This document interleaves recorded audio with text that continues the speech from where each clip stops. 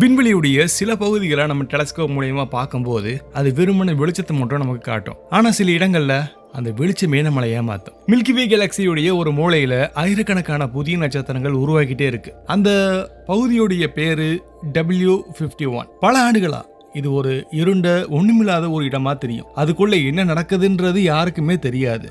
ஆனா இப்போ ஒரு டெலஸ்கோப் அங்க மறைஞ்சிருக்கக்கூடிய பல விஷயங்களை வெளிச்சம் போட்டு காட்ட போகுது. கேஸ், டஸ்ட், கிராவிட்டி, ரேடியேஷன் இது எல்லாமே சேர்ந்து ஒரு நட்சத்திரத்தை உருவாக்கக்கூடிய அந்த நொடிகளை நேரடியா நமக்கு காட்டிட்டு இருக்கு. ஸோ இது ஒரு வெறுமன இமேஜ் மட்டும் கிடையாது, இது ஒரு மிகப்பெரிய ப்ராசஸ்.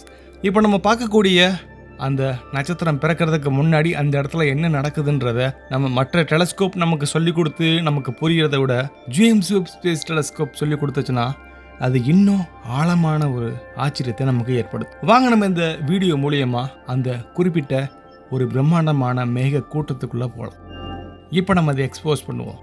Expose everything.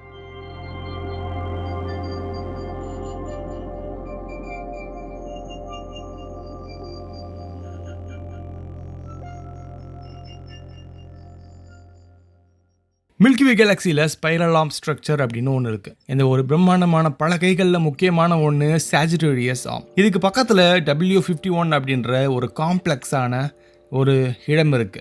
இது கேலக்சியோடைய ரொம்ப ஆக்டிவ்ல இருக்கக்கூடிய பல நட்சத்திரங்கள் உருவாக்கக்கூடிய இடத்துல இது ஒரு முக்கியமான ஒன்றா இருக்கு. இதோடைய தூரம் சுமார் 5.4 கிலோபாரசெக்ஸ், அதாவது கிட்டத்தட்ட 17,000 ஒளியாண்டுகள் அளவுக்கு இருக்கும். இந்த ரீஜியன்ல மாலிகுலர் ஹைட்ரோஜன், அதாவது H2 சொல்லக்கூடிய hydrogen, dust grains, ionised gas ரொம்ப அதிக அளவில் இருக்கிறத நம்ம பார்த்துருக்கோம். இந்த டென்சிட்டி தான் ஸ்டார் ஃபார்மேஷனுக்கு அடிப்படையாக இருக்கு. அதே டென்சிட்டி தான் நம்மளுடைய அப்சர்வேஷனுக்கு மிகப்பெரிய தடையாகவும் இருக்கு. நம்ம கண்ணுக்கு தெரியக்கூடிய விசிபிள் லைட் வேவ் லென்த்தை இதை பார்க்கும்போது இந்த டஸ்ட் அந்த லைட்டை எதிரொலிக்குது அல்லது சில இடங்களில் அது அப்சர்வ் பண்ணுது.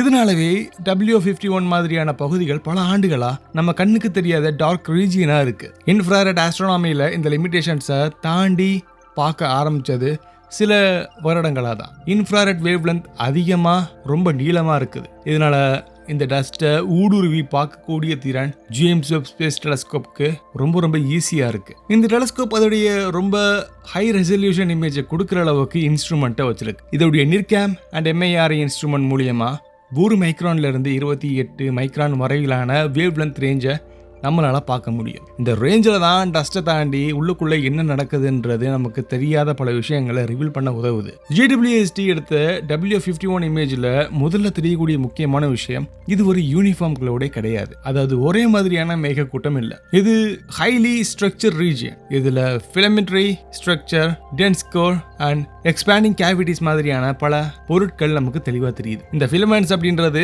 கேஸை ஒரு இடத்துல இருந்து இன்னொரு இடத்துக்கு நகர்த்தக்கூடிய, சேனல் பண்ணக்கூடிய ஒரு பாத்வேவா இருக்கு, ஒரு பாதையா இருக்கு. கிராவிட்டி இந்த கேஸை இழுத்து குறிப்பிட்ட பகுதிகளில் டென்சிட்டியை அதிகரிக்குது. இந்த ரொம்ப டென்ஸான ரொம்ப அடர்த்தியான பகுதிகளில் கிராவிடேஷனல் கொலாப்ஸ் அப்படின்ற ஒரு நிகழ்வு நடக்க ஆரம்பிக்குது. இதுவே புரோட்டோஸ்டாருடைய ஃபார்மேஷனுடைய ஆரம்பம்னு சொல்லலாம். புரோட்டோஸ்டார் அப்படின்றது முழுமையா உருவான நட்சத்திரம் கிடையாது. இது ஆரம்ப நிலையில இருக்கக்கூடிய ஒரு சின்ன நட்சத்திரம். இந்த நிலையில கேஸ் தொடர்ந்து அந்த நட்சத்திரத்துடைய உள்பகுதி, இதை நம்ம இன்வெர்ட் கொலாப்ஸ்னு சொல்லுவோம், அந்த மாதிரியான ஒரு ஆக்டிவிட்டியே நடக்கும். சென்டர்ல மையத்தில் இருக்கக்கூடிய பகுதியில் டெம்பரேச்சரா இருக்கட்டும் அல்லது அழுத்தமா இருக்கட்டும் எல்லாமே நம்ம நினைக்கிறத விட ரொம்ப அதிகமா இருக்கு. ஆனா இங்க ஃபியூசன் இன்னும் ஆரம்பிக்கவே இல்லை. JWST உடைய அப்சர்வேஷன்ல இந்த புரோட்டோஸ்டாரை இன்ஃப்ராரெட் எமிஷன் மூலியமா பார்க்கும்போது நமக்கு பல விஷயங்கள் தெரியுது.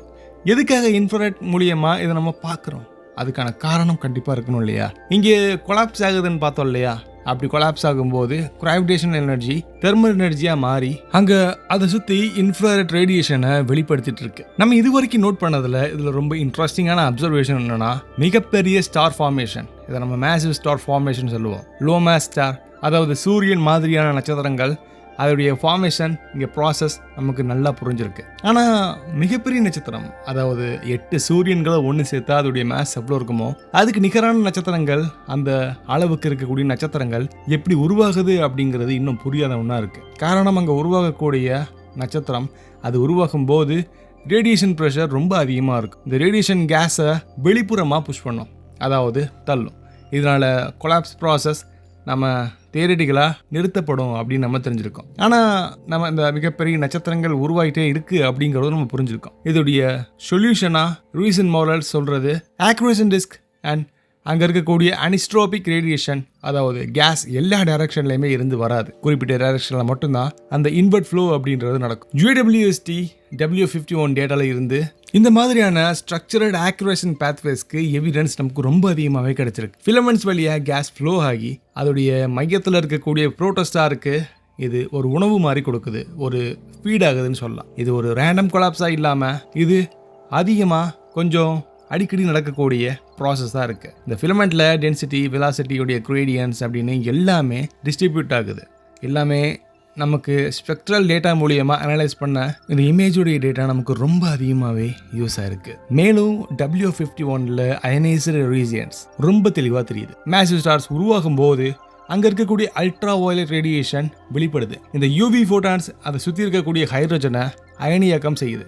அப்படி இருக்கும்போது அங்கே ஹை ரீஜியன்ஸ் எக்ஸ்பேண்டிங் பபிள்ஸ் மாதிரியான ஒரு மிகப்பெரிய பபிள்ஸ் உருவாகுது. இந்த பபிள்ஸ் சுற்றி இருக்கக்கூடிய கேஸை கம்ப்ரஸ் பண்ணும். சில நேரங்களில் இது புதிய நட்சத்திரங்களை உருவாக்குறதுக்கான ஒரு உந்துதலை கூட கொடுக்கலாம். இந்த ட்ரிகர்டு ஸ்டார் ஃபார்மேஷன் அல்லது ஃபீட்பேக் ப்ராசஸ் அப்படின்னு நம்ம சொல்லுவோம். இந்த ஃபீட்பேக் ப்ராசஸ் W51 ரொம்ப கிளியராக தெரியுது. சில பகுதிகள் கேஸோடைய டென்சிட்டி அதிகரித்து புதிய நட்சத்திரத்துடைய மையத்தை உருவாக்குது. சில பகுதிகள் கேஸ் ரொம்ப கம்ப்ளீட்டாக டிஸ்ப்ரெஸ் ஆகி அதோடைய ஸ்டார் ஃபார்மேஷன் நிப்பாட்டப்பட்டிருக்கு. இதனால் W51 ஒரு ஸ்டாட்டிக் ரீஜனில் இல்லை, இது ஒரு எவால்விங் சிஸ்டம் அப்படின்றத நமக்கு ரொம்ப ஈஸியாக புரியுது. சில சிமுலேஷன்ஸ் இந்த நட்சத்திரங்கள் அண்ட் இதோடைய டிஸ்ட்ராக்ஷன் ரெண்டுமே நடக்குதுன்றதை காட்டுது. JWST அப்சர்வேஷனில் ஷாக் ஃப்ரண்ட்ஸ் நமக்கு ரொம்ப அழகாக தெரியுது. இது ஸ்டெல்லர் வைன்ஸ், அதாவது விண்வெளி காற்று அல்லது நம்ம ஜெட்ஸ் காரணமாக வரும் அப்படின்றது நமக்கு தெரிய வந்திருக்கு. புரோட்டோஸ்டார் அதோடைய ரொட்டேஷனல் ஆக்சிஸ் வழியாக பைபோலார் ஜெட்ஸை வெளியேற்று. இந்த ஜெட்ஸ் சுற்றி இருக்கக்கூடிய மீடியமை தாக்கி ஒரு அதிர்ச்சி அலையை உருவாக்கும். இந்த அதிர்ச்சி அலை இன்ஃப்ராரெட் எமிஷன் லைன்ஸை ஐடென்டிஃபை பண்ண முடியும். இந்த ரீஜனில் எனர்ஜி டிரான்ஸ்ஃபர் எப்படி நடக்குது அப்படிங்கிறத காட்டும். W51 சில சோர்சஸ் இன்னும் ரொம்ப ஆழமாக நமக்கு ரொம்ப நினச்சிருக்கிறது தெரியுது. அது இன்னும் திக்கான டஸ்ட் லேயர்ஸ்குள்ளே இருக்கிறனால ஈவன் நம்ம JWSTக்கே முழுமையாக தெரியல அப்படிங்கிறத நம்ம ஒத்துக்கணும். இதனால் ஸ்டார் ஃபார்மேஷன் ப்ராசஸில் சில பகுதிகள் இன்னும் நமக்கு மறைக்கப்பட்ட ஒரு உண்மையாக இருக்குது. இது ஃபியூச்சர் இன்ஸ்ட்ருமெண்ட், அதாவது வருங்காலத்தில் வரக்கூடிய சில முக்கியமான இன்ஸ்ட்ருமெண்ட்ஸ், அதுக்கு இது ஒரு டார்கெட்டாக நம்ம வைக்கலாம். இந்த அப்சர்வேஷன் கேலக்ஸி லெவலுடைய அண்டர்ஸ்டாண்டிங்க்கு ரொம்ப முக்கியமாக இருக்குது. ஏன்னா கேலக்ஸிஸுடைய எவால்யூஷன் ரொம்ப பெருசாக ஸ்டார் ஃபார்மேஷன் ரேட்டை பொறுத்து இருக்குது. ரொம்ப பிரம்மாண்டமான மேசிவ் ஸ்டார்ஸுடைய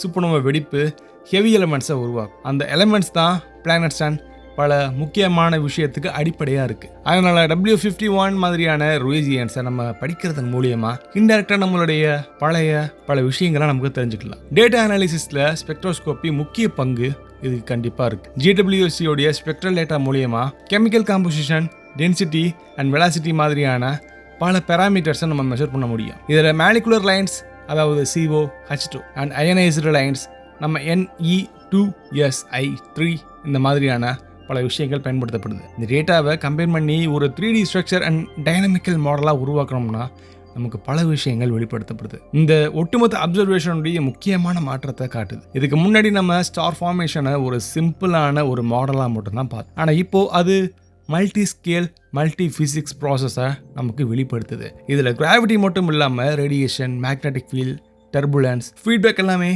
ஒரு முக்கியமான ஒரு ப்ராசஸாக இருக்குது. இது எல்லாமே ஈக்குவலாக இருக்கிறது முக்கியமாக இருக்குன்றது நமக்கு தெரிய வந்திருக்கு. ஸோ W51 அப்சர்வேஷன் ஒரு ஸ்னாப்ஷாட் மாதிரி இருந்தாலுமே இது ஒரு டைம் லைனை ரெப்ரசென்ட் பண்ணுது. வெவ்வேறு பகுதிகளில் வெவ்வேறு ஸ்டேஜஸில் ஸ்டார்ஸ் ஒரு எவல்யூட்டரி சீக்வன்ஸை காட்டுது. இதனால் தியரிட்டிக்கல் மாடல்ஸை இது இன்னும் அதிகமாக வேலிடேட் பண்ணுது. இது ஒரு சிங்கிள் இமேஜுடைய இம்பார்ட்டன்ஸ் கிடையாது, இது ஒரு டேட்டா செட். இந்த டேட்டா செட்டை அனலைஸ் பண்ண பல வருடங்கள் ஆகும். ஒவ்வொரு டீட்டெயில்ஸும் ஒரு புதிய தகவலை கொடுக்கலாம். ஒரு நட்சத்திரம் உருவாகும் போது அது தனியாக உருவாகாது, அது அதோடைய என்விரான்மெண்ட்டை மாற்றும் அண்ட் அந்த மாற்றம் மறுபடியும் புதிய நட்சத்திரத்தை உருவாக்குறதுக்கான வழியாக இருக்கும். இந்த கண்டினியூஸ் சைக்கிள் தான் கேலக்ஸியை உயிரோட வச்சிருக்குன்றதை நமக்கு புரிய வைக்கும். W51 JWST பார்த்தது ஒரு ஈவென்ட் கிடையாது, இது ஒரு ப்ராசஸ். அது ப்ராசஸோடைய பல லேயர்ஸ், பல நிலைகள். இந்த ப்ராசஸை நம்ம இப்போது முதல் முறையாக தெளிவாக பார்க்குறோம். நம்ம நைட் டைமில் வானத்தை பார்க்கும்போது நமக்கு தெரியக்கூடிய நட்சத்திரங்கள் நமக்கு எதுவுமே செய்யாத மாதிரி சைலண்டாக இருக்கிற மாதிரி தோணும். ஆனால் அது பிறக்கக்கூடிய இடங்கள் கண்டிப்பாக அமைதியாக இருக்காது. அங்கே ஃபிசிக்ஸ் ரொம்ப அழகாக வேலை பார்க்கும். சீரான விதிகள் ஆனால் ரொம்ப ரொம்ப காம்ப்ளெக்ஸான சிக்கலான வடிவத்தில் இருக்கும். W51 அது நமக்கு ரொம்ப தெளிவாக காட்டுது. மறைஞ்சிருக்கக்கூடிய ஒவ்வொரு வெளிச்சத்துக்கும் பின்னாடி பல கதைகள் இருக்குது. அந்த கதையை நம்ம படிக்கிறதுக்கு தயாராக இருந்தாலே போதும். அந்த கதைகள் பற்றின பல விஷயங்கள் கண்டிப்பாக நமக்கு ஃப்யூச்சரில் அந்த நட்சத்திரமே நமக்கு சொல்லும். ஸோ நீங்கள் அதை தெரிஞ்சுக்கணும்னா மறக்காமல் நீங்கள் சேனலை சப்ஸ்கிரைப் பண்ணுங்கள். ஃப்யூச்சரில் பல வீடியோஸ் வரும், பார்த்து என்ஜாய் பண்ணுங்கள். பாய்.